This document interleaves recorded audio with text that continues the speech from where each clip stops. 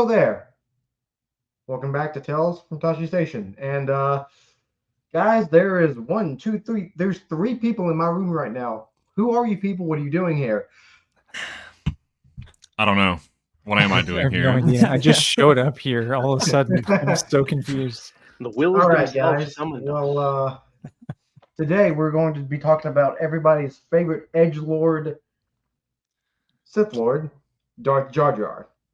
Just kidding. Just kidding. It's Starkiller. We're here to talk about Starkiller. So let's go around the table. Who's the man to my right? Me? I am JT Lovecraft. You can find me on Instagram and a bunch of other buddies' podcasts and stuff like that. I'm kind of a ghost in the community. If you see me, that's where I am located most, Instagram. But hello, I'm JT Lovecraft. Nice to have you. Grayson, you're up next. Oh boy. Well, I'm Grayson. He said it. I am of MortisFM. JT did not play himself up enough, by the way. Probably the biggest Starkiller guy that I know. Yes. And that's coming from a guy who I really like Starkiller. But yes, you can follow me at MortisFM, Star Wars Podcast, Instagram, YouTube, Spotify, whatever suits your fancy. Happy to have you. Happy to be here. All right. Ashton, you're up next. Awesome. Yeah. I mean, this is so fun. Like being in the same virtual room as you all is pretty awesome. So yeah, you can find me on Instagram, first and last name Ashton Sharret. I also have the Space Opera Music Podcast, which just kind of started some learning curve stuff there, but some fun as well. And SOMP for short. And yeah, that's really Keep the logo in the background. Yeah, that thing.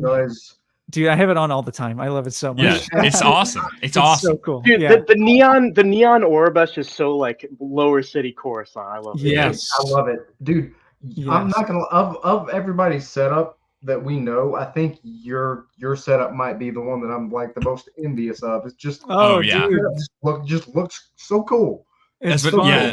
Ashton's is absolutely like I can see a lot of like short form videos of people showing off their setups and things of kind of like this, and I'm just like, man, Ashton's looks so cozy. I don't even play piano, but that looks dope, dude. Yeah, it's just for show, I mean. Yeah. All right, so let's just go ahead and kick this thing off. So, question numero uno: when you first played the game, what was your first impressions of Starkiller? I will go last, and let's just go around the horn. So, JT, you're up first. All right. Well, first impressions playing the game. Well, I was a kid when I was playing it, so I don't mean to date you guys, but I think I was like 7 years old, something like that. I was born in 01. Yeah, I was about to say, I think you, me, and Ashton are around or are the same age. So. Yeah, I mean, I was right there with you. Yeah, I was born day one into Star Wars, so it just came like secondhand nature that I would come across that game anyways. But it was definitely that cool rated teen kind of video game that only the edgy, like, when you're a kid, and you're looking up at these older people playing these games, you're like, I want a cool game like that. And that was like the cool kids club was the Force Unleashed. But first impressions, immaculate. Hey, I'm still here to this day. It was so good. So talking about it. So, I feel like I have to give context to the whole thing. I'll try not to get too much like on a high horse and maybe try to save it for your second question. But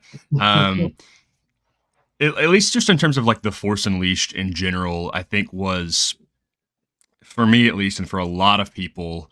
So I'm about to turn 25. So I was born in 99. So yeah, I was around 8 or 9. It came out in 08, right?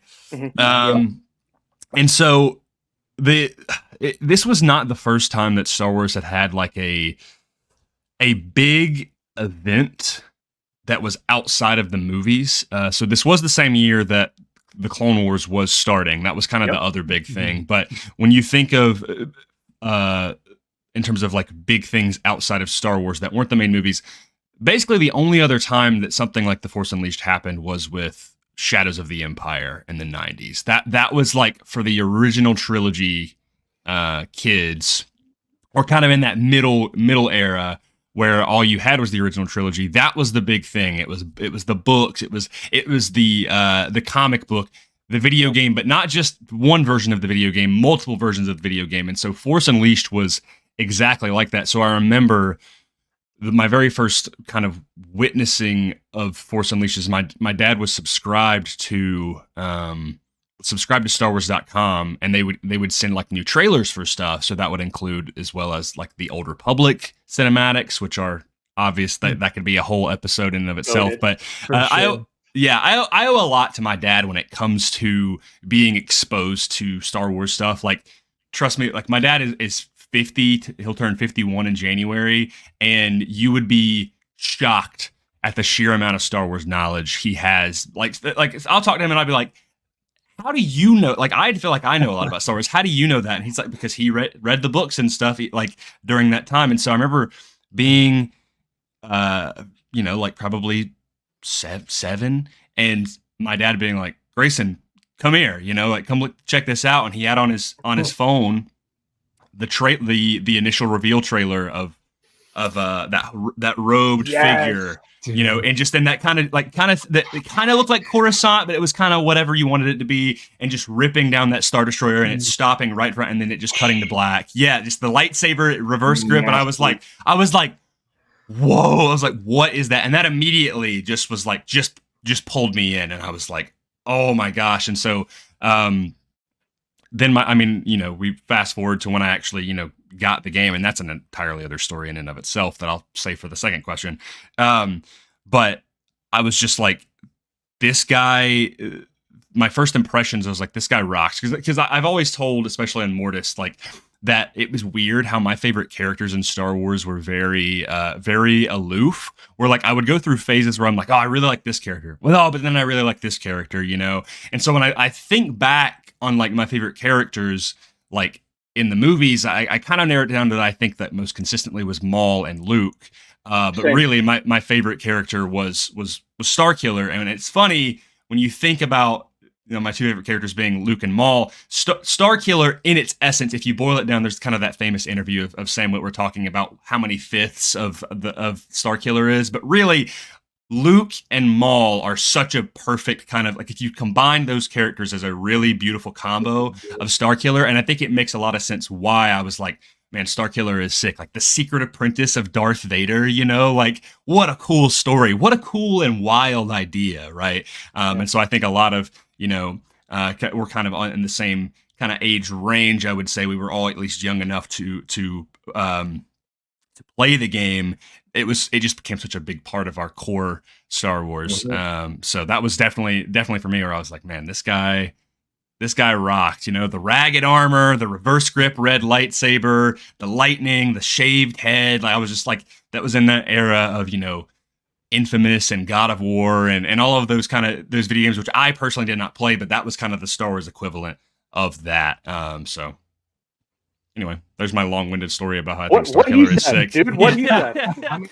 So yeah, everything you just said, like you stole the words out of my mouth, dude. Like that literally, like that trailer, the first one, with the Star Destroyer coming down, like that was my first glimpse and first impression of Starkiller. And yeah, I mean, just like, I don't know, this super powerful, and like there's like a there was like an anger maybe, or I don't know if anger is the right word, but just like a kind of angst to Starkiller. Yes. You could tell from that trailer, and like that was like I was 14 or 15 when the game came out, so like that was my prime, right? Like angsty teenager years, and yeah, like kind of like the comparison, how you have the comparison with Luke and Maul, combining those. This was kind of, for me, I don't know if anyone knows the character Xanatos from the Jedi Padawan books with Qui-Gon and Obi-Wan. I know the name. Yes. So in those books, Qui-Gon had an apprentice before Obi-Wan whose name was Xanatos, and that was, and who turned bad and everything, and just like the rugged, he was edgy, like edgy, unhinged nature of him, like getting that, getting a portion of that anyway in Starkiller, like, yeah, absolutely, I'm gonna love this guy, So, yeah, totally same first impressions. Mm-hmm. Yeah. Mine was I say this I've said this on almost every single podcast that I've talked to about people regarding Starkiller. I've got this one distinct memory of playing the game right before I went to school that day. Mm-hmm. I'm 16, same age as Ashton Meeting, and I even asked my brother about this weekend if he remembered when he got it. He thinks he got it at a midnight release, but he can't remember. So I remember that level, the first level when you get the Kashyyyk and you're playing as Vader. My brother got through it, and throughout the entirety of the day when I was at school, all I could think of is I want to get back and play this game. I want to figure out who this character is. And I actually remember when this game was announced, I would for like the entire development of the game, I was on LucasArts.com reading articles and consuming every little bit you could get, right? And something that I remember seeing was, I think this is the quote: "We're gonna use the force as a wrecking ball." Yep, I think I remember that. Nice. And I remember that. That grabbed my attention. I was like, okay, so we're gonna get to see the full power of the Force, and then you see that as Vader turned up to 20 the moment you start the game. Mm-hmm. And I was actually playing it the other day, that first level, and I'm going through just blowing Wookiees just left, right, center. Yep. Man, that's bringing me back. But just like I'm curious for everybody, what platform did you first play the game on? Because I ended up playing it on like many of the platforms personally. Like I might have played it on every single one. But I'm curious what everybody else started it on, because there's slightly different versions, but they still encapsulate it, I think mine was PlayStation 2, if I remember correctly. I think it was PS2, but I can't quite remember. So my dad had a PS1. We were playing Jedi Power Battles back in the day. So I'm PlayStation all the way throughout. So I was already playing Ratchet and Clank and Spyro and all that stuff. Yeah. So when Force Unleashed was conveniently coming out on PS2, that was my first. But then later on, I found PS3. out, whoa, what is this remastered version? I'm like, no, it came out at the same time. No way. Yeah. So both. But the first game, the PS2/Wii/PSP version, is way longer, and we can get into that. Yes. Too. Yeah. I started on the PS2 version as well. It was sometime later that I got it on the 360, because I had some woes with the Xbox 360 Red Ring of Death. Everybody did. Everyone, that's a rite of passage if you had an Xbox 360. JT's like, not me. I had PS3. I had the luxury of having both a PS2 and a 360. Yeah. Oh, we got one of those guys in the building. Okay, cool. Yeah. Hey, I was as well. It just was the 360 was so. Yeah, for me, literally, it was I got the night. Christmas Eve, it was kind of a ritual that I could get one present on Christmas Eve, because my dad he was a firefighter, and so he would work Christmas nights, and so sometimes it would be like late in the morning, or he would work Christmas Day, or they were just like, just to like have something Christmas night, right? And so that was when I got The Force Unleashed. I remember being at my dad's fire department. We had Christmas dinner or Christmas Eve dinner, and then they'd be like, "Oh yeah, we got this for you," and me ripping up the copy and being like, what? Like just freaking out, and then literally the next day I got the Xbox 360, but I kid you not, I did not get that functioning Xbox 360 until September of the following year, because of how many times we had to ship it back to Microsoft for them to fix. Jeez. It was ridiculous. But hey, at that point. Say what? You think they'd give you a free one at that point? Dude, it was Yeah. ridiculous. It was so dumb. But yeah, PS2 version on top. On top. I'll agree with you there.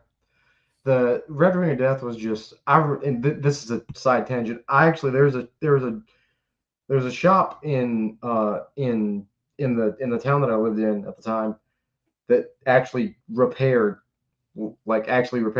consoles. So I took it over to them, paid like $100, and they fixed it. I don't know what they did, but they fixed it. So Nice. I was able to get it the next day. But all right, to my next question. What drew you guys to the character? What was what gravitated you to this character? I think just growing up as a Star Wars fan, and I can't tell you exactly what my introduction to Star Wars was because I was so young. I remember watching the VHSs of the original trilogy. Also, my first movie I've ever seen in theaters was like Revenge of the Sith. I was like 3 or 4, something like that. Wait a minute. You mean Dang, what? Yeah, I don't even remember it. All I have is like yes, That like that that. special edition box set. Yes, sir. Yeah.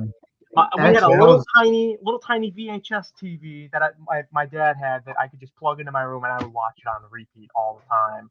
But and with Revenge of the Sith, I only remember like kind of little things. Like I remember Grievous's mask exploding and my mom trying to cover my eyes in the theater and I'm trying to peek through her fingers. Yeah. Anakin's burning in the fire and she's like, "This isn't Star Wars." Like, I remember that is Star Wars. Yeah.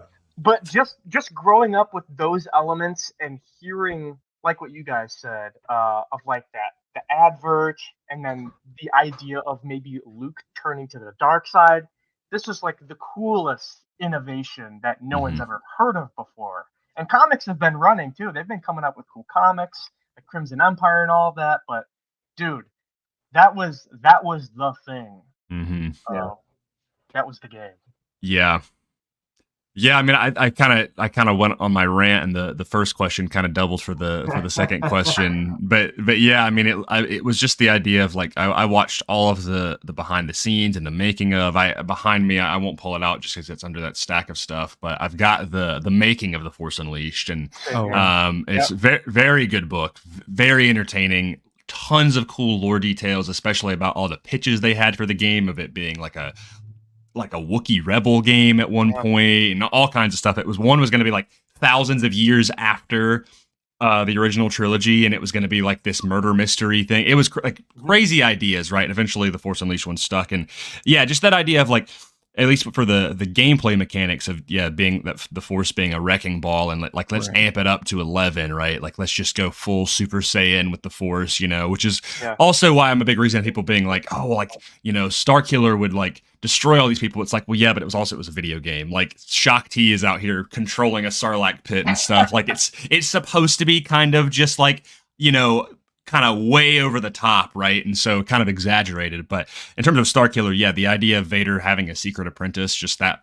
line right there of, because this was before at least current canon with like the Inquisitors and everything. That was kind of the deal. It's like, oh yeah, he's got a secret apprentice and Palpatine doesn't know about him, and he's out here hunting Jedi. But because Palpatine can't know, he's also killing Imperial forces, wiping away all traces. I was like, that's sick. And I mean, every kid, I think that was like, I'm not as big of a fan of it now just because like on a practical level, it doesn't make a whole lot of sense. But like that, the imagery of and the pose of him having the reverse grip was just like, as a kid, you're being like, that's so cool. And then now we even see that with Ahsoka, which is coincidental because Ahsoka was Anakin's apprentice. So big coinky dink right there. Yes. Yeah. Yeah, there was some interview somewhere. I have no idea where it is, but let me know if you remember this too. But the creators talking, or some like LucasArts members talking about how the Force being at level 11, like it wasn't necessarily it was the video game was really meant to let you do things that we don't really see in the films, like on purpose. They like mentioned something like that, or like, this isn't exactly practical, but we're doing it anyway. It was like that kind of thing. So yeah, I love that. Yeah, they're pushing it because they wanted to push it how far it could go, not only to make like a big AAA video game in the Star Wars universe, but also because it's fun. You know, like who does it? They're like, oh, well, you know, you see them use the Force, but like this. But what if we, you know, we literally turned the dial past the gauge, you know, to be like, how, you know, like let's massive, just like ripping through wood and you know, electricity that's just going everywhere, like, and that's yanking a Star Destroyer out of the sky. Yeah, I believe that was one of the earliest things as well, of like, you know, it was. Mm-hmm. Yeah, oh, sorry, go ahead. No, I was gonna say, because I remember watching that in the trailer, and they confirmed it's gonna be in the game, and I remember playing it through the first time, and I'm thinking to myself, when are we gonna get there? When are we gonna get there? What's gonna happen? How are we gonna get there? And we finally got to that moment, and it's a analog control mini game, but at the same time, it's just so cool to bring down a Star Destroyer. So, dude, the modern gen version of the game, that part was so difficult, dude. Like, I remember being as a kid being like, just like, you know, I can't beat this, because it's like every 12 seconds they're sending like 10 TIE fighters at you, and you gotta take those out, and then Rom Koda's like, rip that Star Destroyer out of the sky, and you know, and you're just like, shut up, like, you know, I'm like, oh my gosh, I JT, you would know this, or maybe all of you guys would know. I thought in the PS2 version it was just a cutscene. I don't think so. No, I don't think it was as in depth as the side-scrolling like Mortal Kombat left to right platform, and then the action is in the background. Okay. I don't think it was like to that extent. I'm not remembering off the top of my head what Raxus Prime even looked like. So, I would say what drew me to the character was just the aspect of essentially a dark side version of Luke. That's how I've always conceptualized Starkiller, is just what would happen if Luke was raised from a toddler to a mature adult under Vader, and that's, I mean, we see the result. It's Starkiller. He's bathed in the dark side, even to the point, and the interview that Sam Witwer gives, and just quick shout out to that man. I mean, legend, dude. One of the best things to ever happen to Star Wars was him getting cast as Starkiller. Not just because he did such a good job in the role, but the infinite well of knowledge that man has when it comes to everything Star Wars. It's crazy. It's impressive. I aspire to be that dude, man. There's so many little things that I wanted to tackle because we were jumping. What you were saying with the art, the making of book, I got the same thing. The foreword is actually by Hayden Christensen, who actually just got done doing his mocap. You know, I want this to be my idle stance, this to be my fast opening attack for the Revenge of the Sith game, which also triggered a lot of people back in the day, because that game had cutscenes from the actual movie before the movie came out. Super controversial. But no, I think you stole the words directly out of David Collins' mouth when they were doing that stream, Tashi, when you said using the Force as a wrecking ball, because it is quite literally like Dragon Ball Z. You charge up that ball on the side and boom, just air cannon and blow everything out of the way. And the recycled assets is just crazy too, because they use the same engine. I believe that they were going to make that Darth Maul video game, that standalone Darth Maul game, where he does the crazy air combos. He's walking with his shirt off in the streets. That's like the 13 era. Yeah, they got canceled. And even the name Starkiller is recycled. That's George Lucas's Blue Harvest of his original idea for Luke was supposed to be Anakin Starkiller. Yeah. Dude, it's just like crazy. It's so many little cool nods like that, you know? Yeah. And I was thinking about this earlier. I honestly forgot that this boss battle happens right after, and correct me if I'm wrong. I think it happens after you bring the Star Destroyer down. You have to fight Proxy, and he turns into Darth Maul. That's before. Yeah, that's it's before. Okay. Mhm. But I remember, I just remember doing that fight and just the first time I played through it and I got to that fight, I literally like I lost I lost it. I completely lost my mind because you've got Yeah. Starkiller going up against going up against Maul. So that was and it also gave me plenty of fits as well. Yeah. So Yeah. Which this is more up Ashton's route here because little Mhm. flex, but Sam Witwer actually follows Ashton on Instagram. Mhm. Crazy Wait, flex. does he? I'm not jealous at all. But but He that does. but on the musical standpoint of that, the Ashton's Force like, let me go Unleashed- double check again. I know. Just check his That's phone. awesome. The musical standpoint of it though has the Force Unleashed one has my favorite iteration of Duel of the Fates. It is the Mm. Return to Tatooine soundtrack where Anakin's on the speeder bike and it goes like and it's like Yeah. hyped up and then immediate choir. But then as the choir stops, it goes into the instrumental version of Duel of the Fates, which is played in all of the early LucasArts era video game loading screens Mhm. and everything. So that just iconic fuse that just makes it like my favorite version of Duel of the Fates. I got it right here. I got this. If your Star Wars video game had this on the front cover, Yeah. Oh, dude, that is Sure. awesome. it is That's the a seal flex. of approval. I love it. I love it. Dude. Just the intro cutscene of this guy. Yeah. The Force Yeah. lightning and the saber throwing. Isn't the Force Unleashed one like also wasn't like the first game that had the updated logo where the guy was kind of Yeah. like squatter and more kind of like and so that he goes like the I think they made it Because I HD. think- Yeah. Because Right. I think how that transitions, it goes from that classic logo. He does the Force. I think Force Repulse, like the logo does the Force Repulse, and then it transitions, uses that as the transition into the new logo. But JT, you just gave me a good talking point. Hey Ashton, could you talk about the music real quick? Yeah, I'd love to. So I guess, yeah, I mean, I guess the biggest thing, like the track that I've always loved is just the main theme, like the Starkiller theme. So good. Like, it never gets old. Right. And Yep. like, I think all of our favorite part of that theme is whenever the brass like really like kicks in. I can if this works, let me present my screen really quick. Oh, please Here do. we go. Here we go. And yeah. I also did not realize that because I was trying to figure out. Correct me if I'm wrong, guys. That I didn't know that it was Mark Grisky that did the Yes. main theme. He also did the Knights of the Old Republic 2 soundtrack, Yep.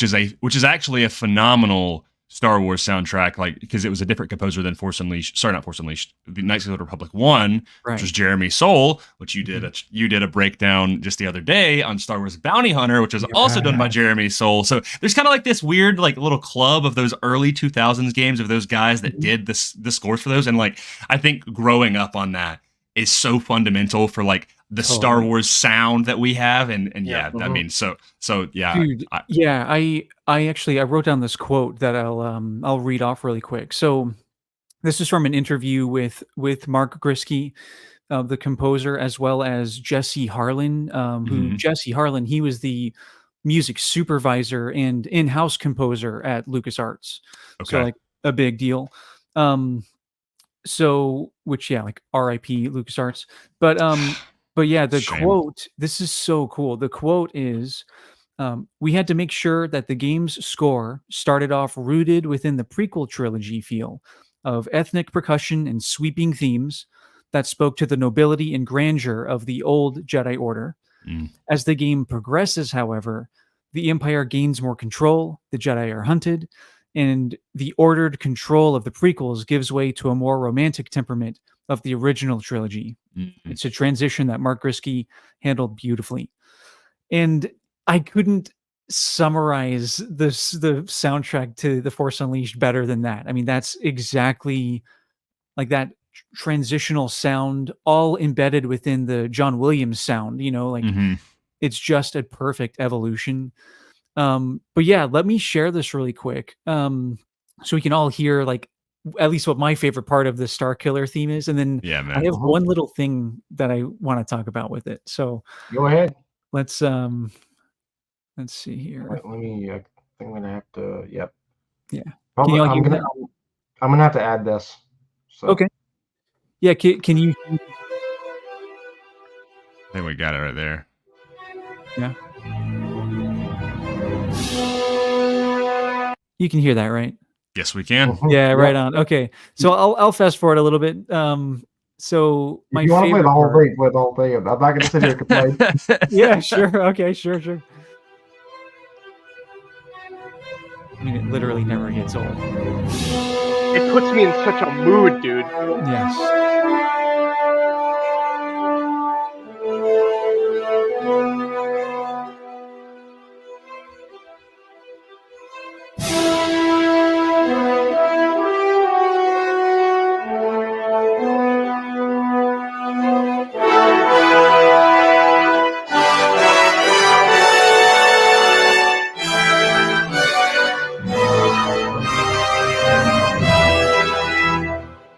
Love it.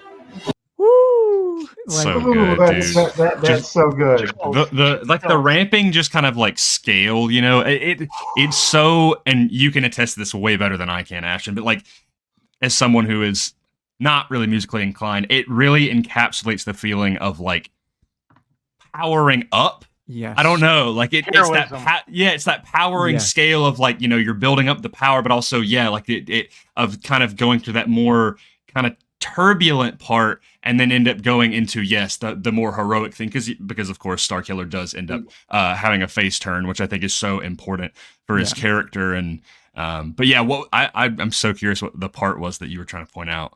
Yeah, so it's the tail end of that, like the climax of the theme where we have the trumpets like bum bum bum Mhm. bum, which is just beautifully heroic, just like so noble and like absolutely foreshadows like Starkiller's character, you know, Mhm. at the end of the day. But that the tail end of that where we get that kind of like turbulent, like really dissonant chords happening this part here. Oh wait, I need to. Right? So that is actually that is actually harmonically very similar to the cadence of Vader's theme, which I think Mm. is Oh, really yeah. quite interesting. Because I mean, Vader is obviously like, he's the haunt of Starkiller, Mhm. and so I kind of did a little. I recorded something previous to this, and I hope it translates well. But I'll kind of play you the Vader theme and then kind of the difference like side by side. So Oh man. Oh, Okay. dude, but before you play it, Yeah. what a choice of word you just chose to use right there. The haunt of Starkiller, dude. Yeah. Freaking The Force Unleashed 2, that quote that he says, "As long as she lives, I will never leave," or something along the lines of that. Yeah. Like he controls them even through death and stuff. Yes. Like, That's That's I mean, so good. it's the perfect way to convey like this relationship, and we hear it so clearly after, like, it's like Starkiller, his character trying to be this like victorious and soaring character, but it's brought down by this like dissonant and like haunting, harmonic structure there. So yeah, just super nasty. But where that derives from, those like that tail end of it derives from Vader's theme, which sounds like this.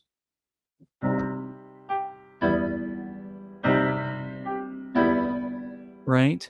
But with Starkiller, so yeah, we have the same bass motion, right?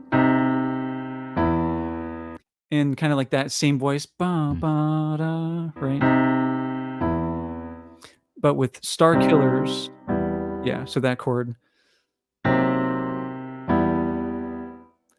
So it's really it's so hard to like. I wish I had my computer like or my piano like ready to go on this, but Mhm. the difference, like Starkillers is a lot more crunchy or like dissonant Mhm. than actually Vader's is, which is interesting. Check this out.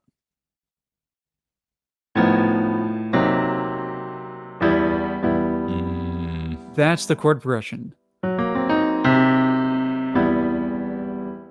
Right? As I see what you mean. as opposed to this.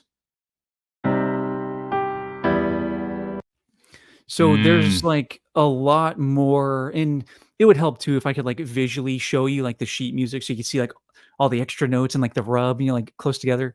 That's the visual is helpful too, but I think orally you can all hear the difference between like Vader's theme is very like, I guess almost like stately and orderly, and Starkiller's has a lot more I don't know, just like stress and anxiety and tension behind it. Even though it's like kind of the same chord progression, there's more stuff going on with it. So a neat parallel to that is actually with Galen Merrick / Starkiller. I should say Lord Starkiller at this point with the Hoth variant. Is his breathing is also Vader's breathing, but that kind of just slightly off dissident version. But what you're saying, how it ends on the sorrow note, there's always something about Vader that tunes into exactly what he's teaching Galen Merrick into his final role. Even his Starkiller Hoth armor is inspired by Vader's suit. You have the same helmet flaring, the same like pleated leather under flight suit kind of thing. He's got, instead of the life support on his belt, he's got it on his back. It's connected to his spine, goes upward. The gloves, it looks like Anakin's right glove from Revenge of the Sith. There's a lot of parallels between yeah. It's just like, it's so crazy. Like from the beginning, they're embedding all of this even in like the soundtrack, which is such a permanent thing. It's just so cool. Yeah. And I'll say my favorite version of Starkiller is Darth Lord Starkiller. I've always, I don't know what it is, but some reason that version of Starkiller just, I like it. I can't explain why I like it. I just do. And with that said, I love his journey from Sith apprentice to getting betrayed by Vader, getting thrown out into friggin' space. Vader saves him, and then he slowly starts to turn from there. And one of my personal favorite scenes, the scene that got Sam Witwer the role, the meditation scene. Oh, classic. I could watch that video of Sam Witwer explaining how he did it. I could watch that all day. I mean, that goes in line with what Ashton was saying, that tension, right? That kind of that stress, because he's trying to fit everything into just trying to fit it together. And I mean, it just the character Sam Witwer, I love it. Also with Sam, like, you can't really. I'm sure if you were to say this to his face, he'd be like, no, because he's just a humble guy. But like, you can't really get any more of it, like, of a better fan than him, because he's just someone who's very level-headed and rational, but also so knowledgeable and really thinks deeply about these things. Again, huge inspiration for me, where he's someone who is not. He is never quick to throw stones or anything. He gives these certain points of view. He's very grounded. He is the only Star Wars fan on the planet to have corrected Dave Filoni. So there is that. Which, by the way, so when the game released in 2008, and you had the original 2008 Clone Wars, movie dropping and all that of that era, you finally get to the Mortis arc of whatever season that is, in the like 3 or 4 or something like that. 3 or 4. He ends up playing a character named the Sun, who has striking resemblance in the red tattoos on his eyebrows that kind of go up. And then you look at the Force Unleashed character like skin selection. There is a 2008 Clone Wars Galen Merrick light training gear skin. So there's a lot of parallels. And that goes into the actors as well outside of Sam Witwer, because everybody at Lucasfilm knows everybody. David Collins, who voices Proxy. He's been doing sound design for Lucasfilm forever. Oh, cool. You have Catherine Tabor, who does Padme in the Clone Wars. She's the voice of Leia in The Force Unleashed on Kashyyyk. Also with Sam, obviously, he's the son. You have Maris Brood, played by Adrienne Wilkinson. She voices the sister in the Mortis arc. The daughter, So Galen Merrick and Maris Brood are son and daughter. I said sister, didn't I? Son and daughter in the Mortis arc. and Isaac Stern, that Imperial guy that like hates the Wookiees. You fight him in the ATST on Kashyyyk. He is the cutting image of a 3D rendered Tom Kane who voices Yoda in all of this stuff. There's so many buddy scenarios in there. Also, the lead, one of the lead concept designers for The Force Unleashed, Amy Beth Christensen, she's phenomenal. I love her work. She spearheaded a lot of the concept art for specifically the animated properties like Rebels. She was a huge part of. And it's interesting because she designed a lot of Starkiller's kind of looks as they were going through concept phases. She also designed Kanan's look, and Kanan is my favorite canon character. So it's just cool to see like how like influential that project was for where we are now, even if it is not part of canon itself. Like, and I was listening to an interview today, actually, from Dave Filoni. They're doing a lot of press tour stuff for trying to push for Emmys for Ahsoka, specifically episode 5, Shadow Warrior. And so anyway, yeah, great episode. And he was talking about like one of the guys was asking about like canon and things and, you know, like canonicity. And he was like, you know, like, I don't like to be the police of canon. He's like, that's not who I am. And basically he's like, my question for you is just like, do you like the story? All right, then it's canon to you, you know? And so, I mean, basically believer and head canon right there. And I think for so many people, The Force Unleashed and Starkiller is so important to their own personal Star Wars, you know? And yes, like I know, like by the books, he is not in the current canon, but it does not take away the impact any less, especially as us being young men or children at the time of when it came out, which obviously especially there was Force Unleashed 2 a few years later. So, which I think leads into your next question, Jacob. Yes. Well, the last thing I was going to say about canonicity, Grayson, the thing that formed our friendship was the bond that we have with 2 non-canon characters. You already said one of them, the other one being Kyle Katarn. So I fully echo what you're saying. Where headcanon, I mean, you like what you want to like, you like what you don't like. At the end of the day, you're still a Star Wars fan. Yeah. So let's go on to number 3. How would you bring him into existing canon? You can't change any elements of what's currently existing. Just bring him in. How would you do it? See, this is a kind of I'm gonna flip it on you because Okay. I personally believe in my headcanon that I don't want to see Starkiller brought into live action. Okay. I think with what we saw in Andor, the Sith Stalker style Sith armor in the background is as much of the character I want to see in live action as possible.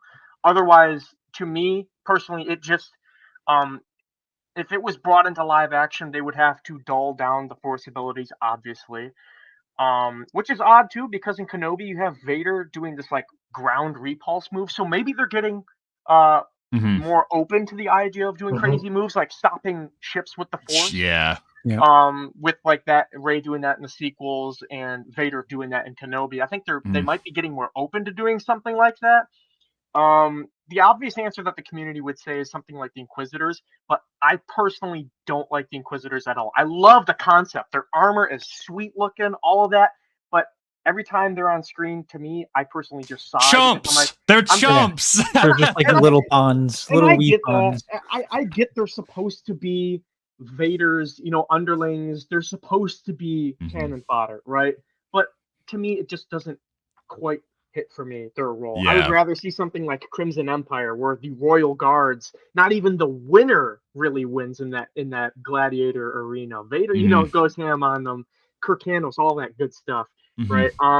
If he was to be brought into canon, realistically for me, I would want to see him in a version so powerful that he dies too quick, almost just like it was a vergence in the Force. Mhm. Because you obviously have the what ifs at the end of the game, where one of them is you fill the role of Vader's shoes and you take out Palpatine's orders, and the other one is you basically spark the rebellion crest. Mhm. Because PS2 storyline, you gather the senators and Yeah. stuff. We can talk about that. They after, skip but over a little bit of that in the main version. They're like, yeah. they just kind of show up, you know. But that's a cool concept because that's not been explored before. We never had an answer to where that symbol exactly came from, so that's Mhm. another like cool instance. But yeah, my answer would probably be an OP version, just like the game, but maybe not to the point where you meet like the main characters, so it doesn't throw anything off like the main 1 through 6 storyline in that wedge. I don't know, maybe something like that. Yeah, I'm kind of there with you. The only thing for me personally that I would disagree with is a lot of people, and hey, this is completely valid. Like this, I'm not saying that I like this. I'm taking this away for me. For my enjoyment of the character is not tied to his power scales. Yes, I don't want him to like be like if he were to be brought into canon, I wouldn't want him to be like a chump, you know. But I agree. I used to be super like for Rebels season 2 or Rebels in general, he was conceptualized to like they thought about making him an Inquisitor, and that maybe could have worked, you know. But I really do like the idea of Vader personally training this person, which I think could still be done. You know, the fact that like he never really is that too invested in the Inquisitors, like maybe the idea of him still training him on the side completely in secret. And that would be really cool. If like, imagine if Starkiller gets caught by an Inquisitor, right, and he has to take one out. You know, that'd be kind of gnarly. But anyway, I like the idea of like, you know, of course, a lot of the Force in the video games are very exaggerated. You know, you've got Ram Koda and what's his face on Raxus, the guy with the spider legs. What's his name? Kazdan Paratus. Yes. Like, you know, he's making like Force mechs and stuff, and you're like, what is happening? It's like, yeah, like obviously it's awesome and over the top, but I don't need that to be in there. What I would like for me is also essential is having that turning point. For me, like a lot of people, they just want him to be kind of evil and then it be done. And I'm like, that would bum me out because, Jacob, you were saying that your favorite iteration of kind of Starkiller is that Lord Starkiller look. And listen, it's awesome, iconic. That hot toy looks sick. Like I it's a dope outfit. It's a dope look. But for me, like my favorite Starkiller iteration point in his character is when he's on the Death Star, you know, when he's tearing through Imperial forces. Yeah, like the light robes kind of echoing his father, which I mean, listen, I'm such a sucker for the I am a Jedi like my father before me thing, which is a parallel to Luke, but I like the idea of it being flipped on Vader, right? Or like, no, I am a Jedi like my father who you killed, you know, which is kind of Lukish in a way. Kento the Rogue Jedi, dude. Yeah, dude, by the way, Kento Merrick's, dude, Kashyyyk, like kind of Jedi armor, drippy. Yeah. Also voiced by Tom Kane. Mm-hmm. You killed my master years ago. Yeah. Bro, by the way, JT's gonna go on a tear on his his impressions. He's crazy. Oh, it's coming. Don't worry. Yeah. So for me, I don't know. Like, I don't know if it's a thing of like you kind of pull a Thrawn where like you introduce him and then he's kind of taken out of the picture and then, you know, years later is introduced again. Like, listen, all of us want that Ahsoka v Starkiller, you know, parallel. Like, but I do want him to turn to the light side at some point. So I don't know. I don't have it all down. But that's just kind of the things that are important to me. I love that. I think for me, which I think they could totally like rehash and show us some things that take place like during the Force Unleashed games. You know, like I don't think it would wreck canon or like existing stuff like really at all. But I think for me, what would be totally acceptable and like kind of cool is if we got Starkiller already light side, like way down the line. So we see like this older light side Starkiller. There's a skin of that in the game. He's old. Yeah. They call him General Starkiller. Yeah. Yes. So we get that Starkiller. So we don't we don't have to touch the games like those could have still happened the way they do and all. and also we don't have to necessarily see him going like totally OP, like unhinged, right? Because he's like more refined and older and more stately. Yeah, but also have him be like a badass, right? Like I think introducing Starkiller that way in a later down the timeline setting would be like the best of both worlds. That would be. I like that a lot. So you're talking about you're talking about the new God of War style of. I was about to say that. He's like, nice. So essentially, what we get is just like what JT's saying.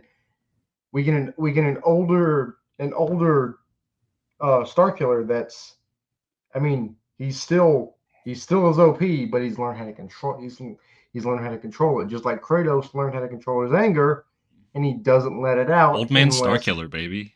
Unless Atreus or himself are threatened, and Ashton, I really love that idea. I really love that idea. Especially picking up in that era between episode 6 and 7. Like for me, I don't know how you guys feel. We all have different, favorite eras. Of course, I just love all of Star Wars in general. But for me, like as a kid, because of like Jedi Outcast and things like that, my favorite era was always post Return of the Jedi. What happens after the main saga completes, right? And so that's why Ahsoka, the show, it really struck a chord with me because I was like, yes, we're getting it in canon. Finally, we're getting stuff. I mean, and Mandalorian as well. But I do really like that idea of whatever it may be, of having like that, like throwing Starkiller there way down the pipeline and be like, and then it's up to us to be like, either fill in the gaps and maybe eventually we'll get that backstory, to be like, oh my gosh, it's him, but all of that's already happened, That's a genius idea.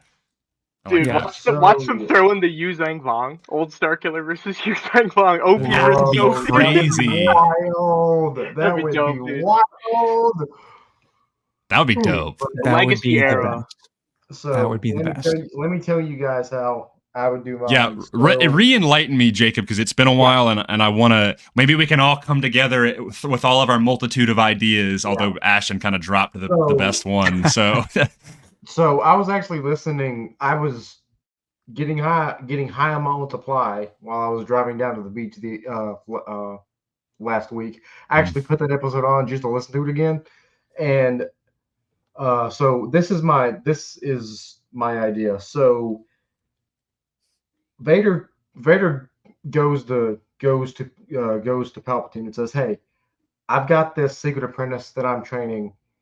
He's extremely powerful. He's getting out of my hands. Can you see if you can take him out? See if you can handle him?" And Palpatine gets his butt kicked. So then they both try to take him on, and they both get their butts kicked. And then Palpatine backs up and says, "Wait a minute. I know of a planet in a different galaxy. Let's put him in a stasis pod and blast him out there." Like Planet Hulk. From the Marvel comics. Yeah. So he gets blasted to Peridia. And fast forward. Balin is on Peridia getting drawn to something. What that is, it's Starkiller in a Jedi like coffin, using the Force to get Balin to essentially let him out. So he gets drawn to him. Balin gets his life essence drained from Starkiller, and then that way Ray Stevenson doesn't get recast. Starkiller is brought back to full force. Oh, and something else I forgot to mention. The reason that he is so powerful in this version of events is because he is the reincarnation of the sun. So, can I give my take? Yeah, go ahead. So I like where you're going. I don't, me personally, I don't like the idea that Starkiller could take on Vader and Palpatine. Like I was like, I mean, if Palpatine is out here dunking on Savage and Maul effortlessly, and like, yes, I know they're Maul and Savage, but like, I was like, I think Starkiller could be handled by Palpatine and Vader. But I do like the idea of him being, and I know it's like an easy retcon to be like, oh, they were just in another galaxy or something like that, you know. But no, I do like the idea of like somehow them kind of just getting rid of him, you know, in a way where he's not dead. But I do like the idea of him popping up way down the line after those events have already happened. Yeah. I also, and this comes down to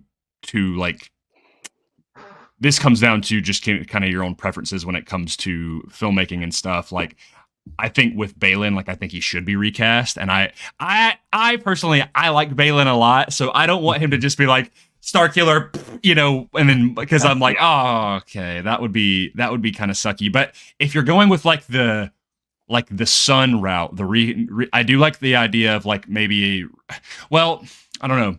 The reincarnation of the Sun thing is interesting. But again, for me personally, I really like light side. I like that face turn Starkiller. Yeah. So, but I mean, listen, you got it.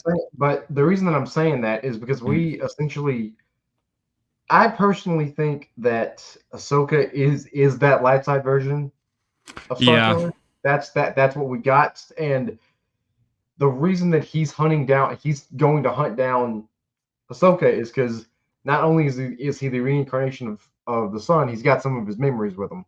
So last thing he remembers is his sister giving up her life essence to save this girl, and he wants revenge for taking his sister away from him. So that's how we get Starkiller, Ahsoka, Peridea. Let's go. I'd like to build off of Grayson's statement though, with the Starkiller not having the ability to take on Vader and Palpatine. I agree with that because it's also hinted at the end of the Hoth DLC. Because the Tatooine DLC and the Hoth DLC are supposed to take place on the dark side ending of the game. The light side ending is the one DLC, which is just the Jedi Temple, and then you can never escape me. He looks at his hand and sees the Sith Stalker claws. Because that'll always be his part of him, destiny-wise, no matter what. But he's a conduit. So just like Vader, I believe Palpatine keeps Starkiller weak in the suit, just enough to be able to control him as a pawn. Because if you look at the skins in the game, one of them is called Cybernetic Reconstruction. And this, he's missing his lower jaw. He's got a Terminator eye. He's got these red Bacta tubes where his lung would be. The only thing connecting his torso to his waist is just a little stick of a spine piece of metal. This dude is gnarly. That's what he looks like under the suit. So even with how powerful he is, I think Palpatine would always have the one-up on him. Even with the end of the Hoth DLC, where you beat Luke Skywalker and turn him into Fallen Luke, a Dark Jedi version of Luke. He says, "Very good, my apprentice, my new apprentice." I think he would maybe be filling the exact same shoes as Vader when it comes to needing the offspring of the Chosen One, Luke Skywalker, to finally be that extra kick to take over Palpatine. Because even Vader said that in Return of the Jedi, you and I can rule as father and son of the galaxy. Vader just needs that little oomph because he knows he can't beat Palpatine. I think Palpatine keeps Starkiller just at that level there, even with all the crazy stuff we see him do. He's just weak enough. So yeah, totally. Yeah, I'll give it to you guys. Me thinking that Starkiller could take on Palpatine and Vader was a little. I mean, who knows though? Who knows? Honestly, that's just that's the beauty of being a Star Wars fan, though. Yeah, because that's a definite answer. Yeah, that's like the fun of the speculation.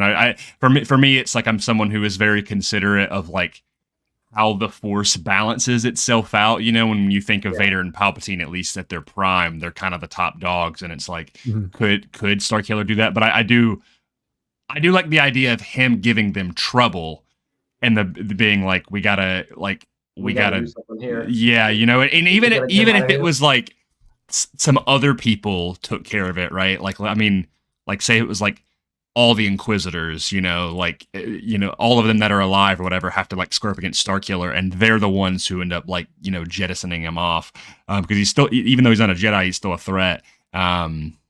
But I personally would love in some way, shape, or form, like even if it wasn't like Starkiller was still, still engulfed by the dark side, still evil for lack of a better term.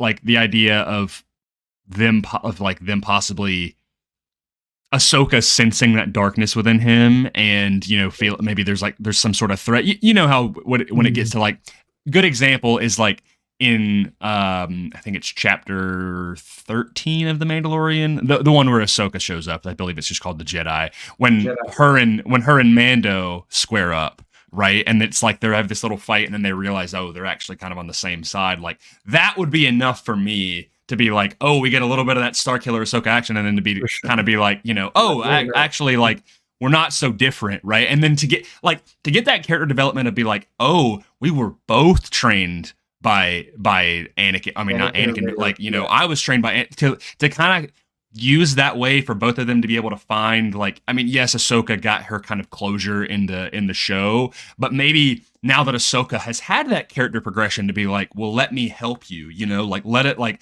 kind of in like a weird therapy kind of way of like, I understand that what it's like to at least have the weight on your shoulders of being trained by arguably one of the most evil dudes of all time, but you were actually trained by that I was trained by the version before that. You were actually trained by Vader, and so then like Starkiller having to like wrestle with that, because like we have to imagine that Starkiller was not someone who was taught how to deal with his feelings. Sam Witwer has said this before,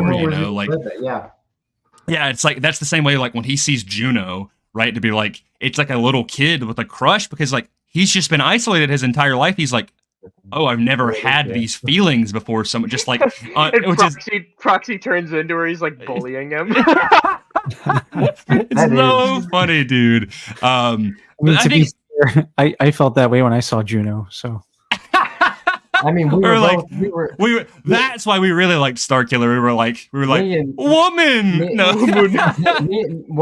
Me and Ashton were going through puberty at the time, so I mean, oh my gosh, yeah, me and JT weren't quite there yet. We were just like lightsabers, electricity. Yeah, and now JT can actually swing his lightsaber around like Starkiller. Yes, which is cool. It's sick. So I wanted to touch on the aspect of Starkiller in the PS2 versions of the game as well, because I feel with a lot of the cutscenes being different, it takes some of the oomph of the remastered version. I call it the remastered version. It's just the next gen. The main version. Yeah, the main version. It takes kind of the character development a little bit away from it, because obviously the PS2 graphics, you can't really have the same mocap with the facial expression and all that. But I see a lot of the similarities between the internal struggle between light and dark in Galen Merrick, as I do with Cal Kestis in the new Jedi games. I think the Jedi Fallen Order and Survivor video games are the modern version of The Force Unleashed. We do get cool Force powers, but nothing like it's a little more tame. Yeah, it's more in the bounds of what the movies might show, but it has a lot of the similarities in there. But you have, I saw the meme template, and it was a picture of the cover of Jedi Fallen Order, and it's like, you are hunting the Empire, and then the bottom one is a picture of The Force Unleashed, where he's doing like the repulse. The Empire's hunting you. Empire's hunting you. Yeah. It's just the difference in upbringing, whether being kidnapped and working for the guy himself, Darth Vader, one of the most iconic villains, and just being a survivor of Order 66. But they still have those same kind of struggling internal. Yeah. See, something that I've heard a lot is that Cal Kestis is essentially the best marriage between Kyle and I can see that for sure. That's I like if you look at it through that lens, they essentially took those two characters and took the best qualities of both and put them together. And also Cameron Monaghan is also a treasure when it comes to Star Wars fandom. Staple face Joker sold his acting right away from him, man. So cool. But that's what you said, Grayson, though, about the idea of also Vader having one secret apprentice kind of adds to the character as well, in my opinion. It makes Palpatine seem a little bit more brutal in a way too, because when you see that cutscene, Vader stabs him. Spoiler: if you never played the game, what are you doing on this live stream this deep in? He's like, your spies have followed you here, and he's like, yes, Lord, kill him, you know. And it's like, oh, dude, he's doing none of this to the Inquisitors. Palpatine's allowing these Inquisitors to just be Force sensitives running around the galaxy doing whatever. But he's like, oh, dude, Starkiller is so powerful. Prove your allegiance, Vader. Kill him now. Yeah, because that's the whole idea with the Inquisitors, is that like they're kind of they're kept at a very low power cap, at least when it comes to in comparison to the Force Force users like Vader and Palpatine, because they don't want to run the risk of them betraying them. But the idea that Starkiller being someone who Vader has trained far further, so that him and because that's what that's the way of the Sith, is to overthrow the Master. I mean, we see it with time and time again, and so to make Starkiller way more powerful than the Inquisitors, so that they can overthrow Palpatine, and then Palpatine be like, "Yo, you gonna do this? You gonna take him out, bro? Come on now, you." And then after he sends him out the airlock, he just kind of walks away, and he's like, he's like, and he looks out the window, and he's like, all that work, and what did it get me? But then, I mean, like Vader using him to then draw out the rebels, super cool. My guy Garm Bel Iblis, bro, the him from the senator from Corellia who is in the Heir to the Empire books, specifically Dark Force Rising. It's which we don't get that explanation in the main games. Like you only really get rescuing Bail and Leia, but in the PS2 version, you're going to Cloud City, fighting Drexel Roosh, the Gungan dude, and all kinds of Cleef, like Cleef had, I forget the name of the droids. It's like OOT1 or something like that. They're these big, like they ride on one wheel and they have like blades. Cleef is missing an eye, and then right after you fought him, you fought the one Mandalorian dude, and then he's like, hey, by the way, I know you just fought a boss, but here's the Basilisk droid thing with jetpacks that freaking lands. Shoots missiles at you and crap. Yeah, it's crazy. So hard as a kid, but all those cut enemies just make that PS2/Wii version draw out so much longer, too. And let's not forget the Jedi Temple missions that are spliced through. Darth Desolus. Yeah. And then you get that final one where you're in like one of the council chambers, and there's that like vision of Galen's father. And like just it, like I remember playing the main version being like, where that at? What happened? And be like, what? I was like, I can't fight Darth Desolus, bro. I can't. What's going on? Cowan Sith Lord that's just hiding. Yeah, bro. It was like, oh, I mean, I always interpreted those Jedi Temple missions as visions. Personally, I don't know. Like, I don't think that I think they do.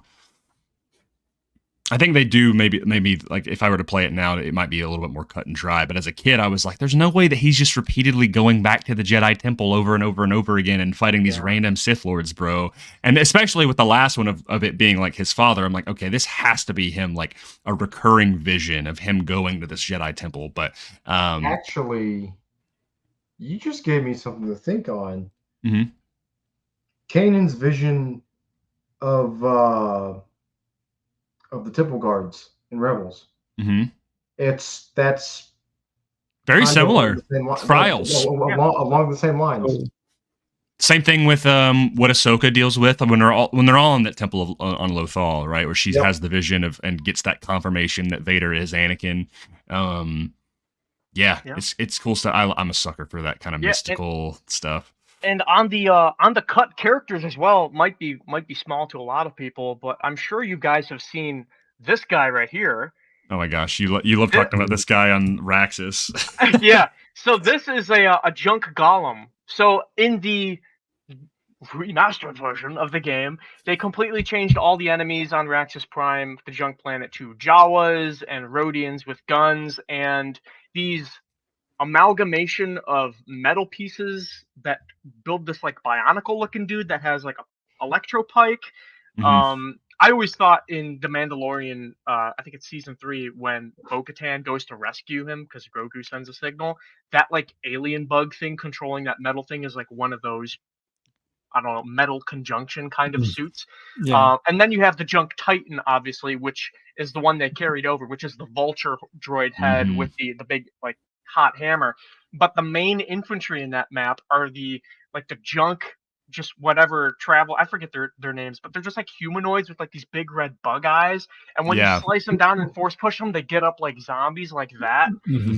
And then these guys have kind of the similar face to them, but the Junk golems were basically like these huge, like saber-toothed tiger size beasts and stuff, super annoying to kill. But it's just little stuff like that, like cutting out the enemies, even switching them around too. I know you get Rancor fights in both on Felucia with like the war paint and all that, but there's just something about the PS2 version of being in the open courtyard and then the dead silence to the cutscene, and all of a sudden the camera pans up and it's the Rancor just like standing behind him, and then it's a double Rancor fight.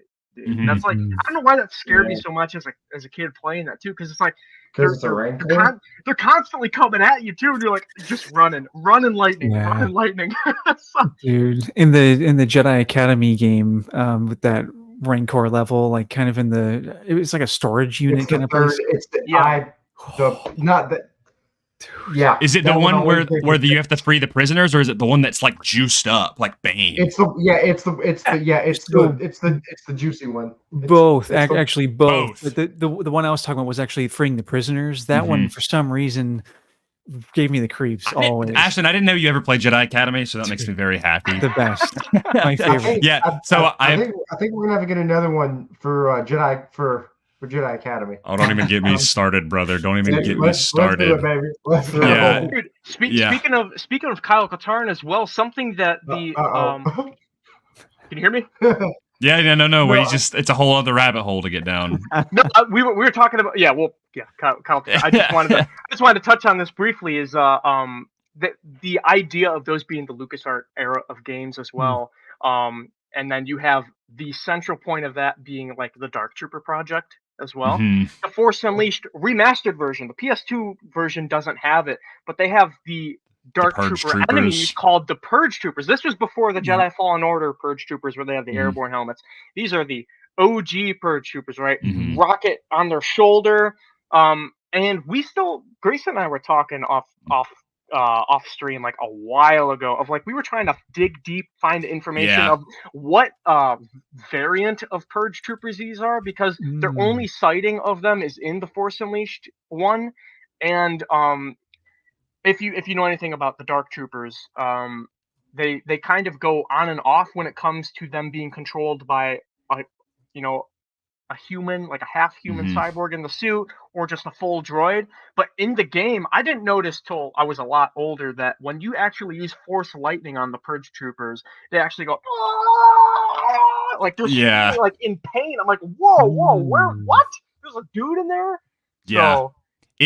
So according to Legends with the Purge Troopers, and Wikipedia could have some things wrong. It says the Purge Trooper was an early design result of the Imperial Dark Trooper project, meant to be used against Force sensitives. Part of the droid's model would later to be used to create the Phase 3 Dark Trooper. So it is up in the air if there were people actually in the suit. Apparently it ties to like the Techno Union and stuff, but yeah, there's some wild stuff when it comes to like the Dark Troopers and everything. That's just like one thing that I really love with just a lot of those projects, especially in Legends, is like they're really good at keeping in kind of like including all of these other side stories and whatnot. And like, I mean, like I've mentioned, having Senator Garmbel Iblis from Corellia to be one of the main senators in the game. Heir to the Empire. Yeah, from Dark Force Rising into the Heir to the Empire trilogy, which came out 20 years prior, like 15 years prior, is like, that's such a cool little nod. And then yes, having the Purge Trooper being a variant of a Dark Trooper, which is again a game from the 90s, which at that time, which is like, you go to Dark Forces, that game like Coruscant didn't even exist, man. They only called it the Imperial City. You know, just having that like evolution of just kind of expanding the universe is super interesting. And when you go back to rewatch The Mandalorian, and you see the Dark Troopers be first introduced with like that dubstep theme, I'm like, no freaking way they're gonna do this. No way. They even look similar to those big beefy guys. So, and they have the Incinerator Trooper as well in Mandalorian from The Force Unleashed. Right. So you bring up a good point just now with the ones that we see in Mando, because reading through on Wikipedia, reading through the characteristics section of this Purge Trooper article, it does say the droid's duranium armor chassis was enhanced, blah, blah, blah, but specifically it's saying the droid's armor. So, very interesting. Yeah. Well, the ones in Mando are definitely droids. So, this is specifically the Force Unleashed Purge Trooper article, where it's referring to them as droids. It's, it also, coincidentally, if you look up the Dark Trooper, in canon, they were actually, the Phase 2 Dark Trooper was first introduced in canon in a mobile game that I don't even think you can play anymore. I thought that was Battlefront 2, 2005, the special unit you can play. So I'm talking in canon. Okay. And that is a different version of the Dark Trooper. That's an even earlier version. Star Wars Commander. Star Wars Commander. That Phase 2 Dark Trooper in canon looks almost identical to the Purge Trooper from Force Unleashed. So, and then you get into the whole, in canon, you get the DT series Sentry droids, which are also part of the Dark Troopers and all kinds of stuff. I'm trying to dig deep into the Dark Trooper lore right now because I'm cooking up a Star Wars tabletop campaign, and I want at some point them to run into a legion of Dark Troopers and it be terrifying. But we got to figure out, dude, that Ludwig was cooking in that, bro. I was like, just like the whole cyber. Oh my gosh, so good. For sure. We're so far away from Force Unleashed at this point. I'm sorry, I'm sorry, Jacob. No, it's cool, man. I'm cool with it. But yeah, I think we've rambled on enough. So. I mean, what we're saying with all of this is like we're seeing bits and pieces of the Force Unleashed introduced into canon now, and so like, is it only a matter as of soon time as we get the Rogue Shadow, bro, from like, which is one of the, I didn't even mention, one of the coolest shit. I want to make that a ship in my campaign. I don't know. We'll see. Do it. Do it. I don't know. I want to introduce a lot of these elements, like we going back to Jedi Outcast, or just like Academy and everything. I'm including, which is yet to be introduced into canon. I'm throwing in the very final planet they go to will be specifically the location will be the Valley of the Jedi. Which would be super cool. So nice. I don't know. You have your stuff to rip from Force Unleashed too, as well, because they have content in the PS2 earlier version that the remastered version doesn't have as well. They have the arena dueling and the lightsaber customization on the Rogue Shadow. Dude, so good, man. So good. Having that little hub world between missions on the Rogue Shadow. Yeah. Anyway, you're wrapping up. Sorry, Jacob. Well, no, it's all good, man. So yeah, I would like. The one thing I will say, if they ever did bring Starkiller into canon, just like what JT was saying, they would have to nuke him. Like, I mean, make it. I would say they would have to make him on par with Luke at the end of Return. That's at like, as far as power wise, that's as far as you can get with him. Yeah. Otherwise, it's not a fair fight. You know what would be a really interesting way to approach Starkiller, and it goes along with what everybody is saying right here. I was listening to somebody talk about Wolverine, and obviously that's not Star Wars, but when you think of Wolverine, like with his backstory, he was lived for a very long time, and then was turned into a living weapon, was turned into a monster. That honestly is the best way, I think, to approach Starkiller, where you have to make him almost from the beginning. You have to make him a living weapon. Like if you're talking in canon, like if Ahsoka is a warrior, is a soldier, then Starkiller is a weapon. You know, he is a living weapon. And so I think having him start out as that, and then eventually him kind of like Wolverine, trying to kind of recuperate from that trauma of being his humanity. Yeah, because I mean, even when we think of someone like Maul in canon, who he's in my top 5, especially just in terms of how well he's done. They did his canon arc, but he was someone who was trained kind of as a weapon by Palpatine to be this assassin, and then was thrown away. And Starkiller is kind of like that, and coincidentally, they're both played by Sam Witwer. So the idea of like that kind of being the picture painted for Starkiller, and then like years later, or also kind of like the Winter Soldier, you know, where like he's like someone he's gone on these missions, you know, even if it was like, say they made it where he was like indoctrinated, right, where he was like brain, and then eventually him having to like. Well, even with what you're saying though, with starting him off as the weapon, that goes back into what the similarities of Vader are, because I mean, look at his lightsaber is the Graflex. Palpatine wanted Vader as his weapon, and Vader obviously training Starkiller in his own ways, depending on what ending you choose of the first game, really determines your fate of that, and you really have infinite room to play around with that idea, which is the joy of it. And you showing that lightsaber just made me think I would love a scene, even if it was like a Legends scene, right? Even if, say, they adapted Force Unleashed into like an animated, you know, over the top, like if they made Force Unleashed into like a Legends anime or something, I'd eat that up, bro. Okay, like Disney, tune into this and just come to this part of the video. Make a 2D version of just Legends canon. Just man. Do it already. Genji Tartakovsky reboot. Dude, that would lean itself in a what if series too. Yeah, like that's hell in a what if. That'd be so good. Speaking of what if, I've got something to announce. So, I am currently writing my next what if. Oh yeah, and it's going to be, what if Luke turned to the dark side? What if he went with Vader at the end of Hoth? So be on the lookout, guys. It's coming.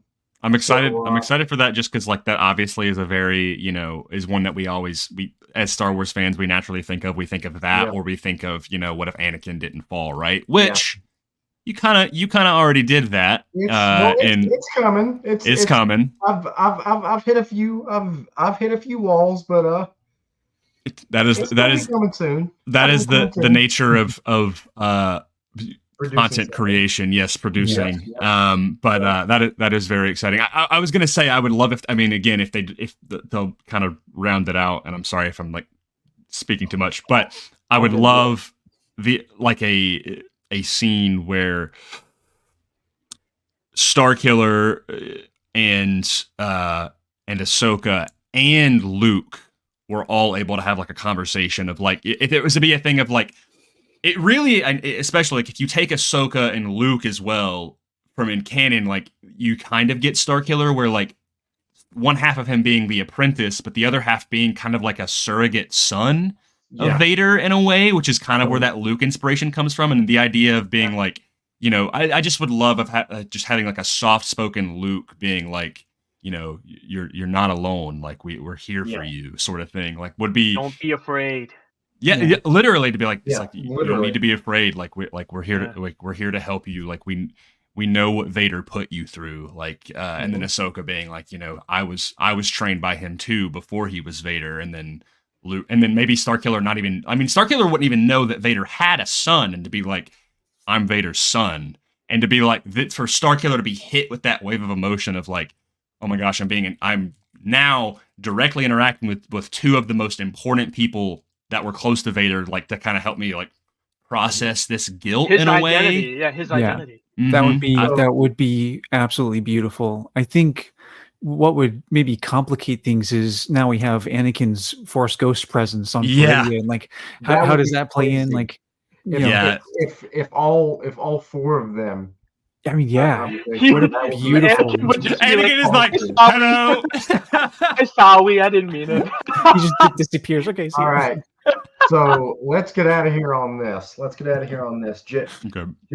JT, I'm going to humbly ask you to do your best Starkiller impression, if you could please spoil us. What line does he got to do? I can think of one. I can think of one. Yeah, I was about to say. Yeah, I'm gonna let him pick. I'll be. Honestly, JT could just do it by himself. I was about to say it's like I'll be Vader if he wants to do like one of the most iconic meme lines from The Force Unleashed. We'll do it. We'll do that one first. We'll do that one. Hold on. All right, ready? All right, hold on. Okay, here we go. You agreed to stay away. I lied, as I have from the very beginning. You got to do another one. Do an iconic one. Grab that ship. You're insane. That thing's massive. Dude, that's crazy, bro. Hey, you haven't met Sam yet, right? No, you met him, and he's following you. Jealousy. All right. Envy. Well, let me close this out, fellas. So you can never escape me, dude. Until next time, guys. May the Force be with you.